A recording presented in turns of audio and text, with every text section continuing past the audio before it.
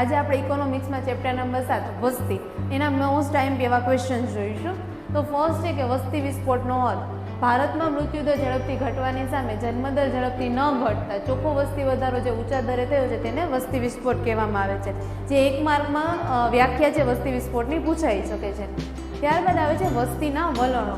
તો વસ્તીના વલણોમાં ઘણી બધી વાર MCQમાં પ્રશ્ન પૂછાય છે કે વસ્તી ગણતરીની શરૂઆત ક્યારે કરવામાં આવી હતી. તો 1871ના રોજ કરવામાં આવી હતી.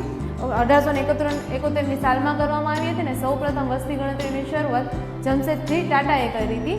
અને સૌપ્રથમ વસ્તી ગણતરીનું વ્યવસ્થિત પત્રક 1951માં રજૂ કરવામાં આવ્યું હતું. ત્યારબાદ છે વસ્તીનું કદ અને વસ્તી વૃદ્ધિ દર. તો ભારતમાં 1951માં વસ્તી હતી 36.1 કરોડ અને 2011માં હતી 121.02 કરોડ અને વસ્તી વૃદ્ધિ દર હતો 1.64%. ત્યારબાદ આવે છે ભારતમાં જાતિ પ્રમાણ. તો દર 1000 પુરુષોએ સ્ત્રીઓની સંખ્યાને જાતિ પ્રમાણ કહે છે. તે સૌથી વધુ છે કેરેલામાં છે 1084 અને સૌથી ઓછું છે હરિયાણામાં 879.